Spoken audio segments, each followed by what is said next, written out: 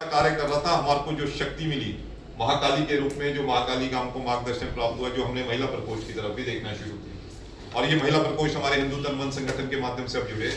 लेकिन इसके साथ ही जो अब युवा प्रकोष्ठ हमारे साथ जुड़ा है, अब हम युवा प्रकोष्ठ की भी तैयारी कर रहे हैं हिंदू तन मन देवभूमि हिमाचल में। और इस युवा प्रकोष्ठ में हमारे साथ, जैसे आज मेरे लिए बड़ा गौरवान्वित वाला क्षण है कि इतने ऊर्जावान युवा भी हमारे साथ है, और जो इनका कमांड है और जो इनकी गहराई है विचारों की और जो इनकी उम्र है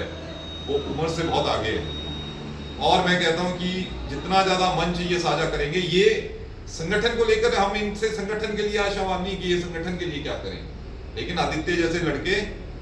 इस समाज के लिए क्या क्या दे सकते हैं, और आने वाली जो पीढ़ियां, जो युवा है, इनके उम्र हम उम्र जो लोग हैं, उनके लिए एक प्रेरणा स्रोत हो सकते हैं कि कैसे अपने सनातन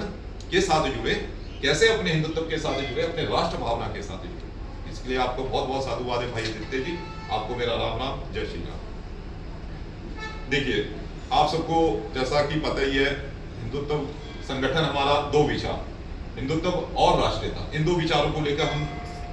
निरंतर प्रयासरत हैं, और इसके सिवाय हमारे संगठन में और कुछ भी हमारे मन मस्तिष्क में नहीं है।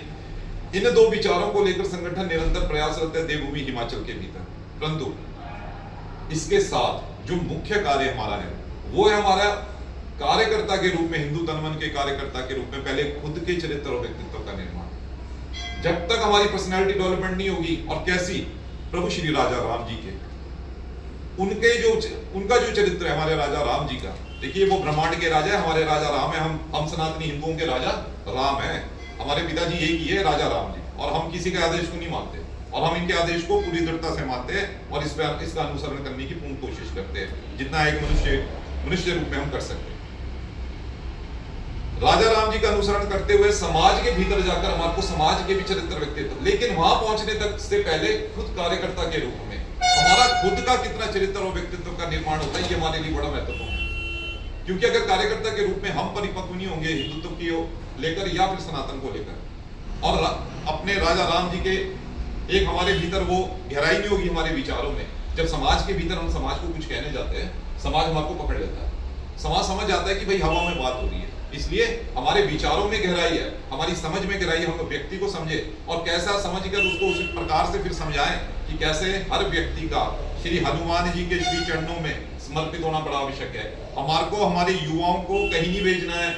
कोई नशा भी करता है, ठीक है, उसका थोड़ा टाइम जो है इलाज चलता है, समाज उसका हॉस्पिटल के माध्यम से इलाज चलता है, नशा मुक्ति केंद्र में बच्चा जाता है, लेकिन अंतोगत्वा उसको अगर किसी के सानिध्य में आना होगा तो श्री हनुमान जी के सानिध्य में आना होगा, तभी उसको आत्म बल प्राप्त होगा, तभी उसको दिशा प्राप्त होगी और ऊर्जा प्राप्त होगी। जब तक श्री हनुमान जी के श्री चरणों में हम अपनी युवा शक्ति को नहीं समर्पित करेंगे, और ये संदेश हमारे को समाज में देंगे, हमारे को समाज को जागृत करना है, हमारे को समाज को बताना है कि अपने सनातन की तरफ लौटें। जो आज की हमारी जो कुप्रथा, हमारे कुरीतियां हमारे हिमाचल में पैदा होगी है, जैसे नशे की है, हमारे गौ माता का अपमान है। गौ माता के अपमान के लिए हम गौ संरक्षण के लिए क्या कर सकते हैं? देखिए, गौ संरक्षण के लिए अगर हम कुछ कार्य कर सकते हैं तो वो एक ही कार्य है कि हम प्रेरित करें समाज को गौ पालन के लिए,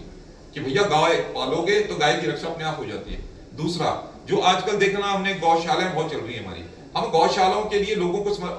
बोले कि भैया जो ये गौशालाएं चल रही, चलो यहीं जाके दान पुण्य करो, जहां वो 10 गाय पाल रहे कल को 20 पालेंगे।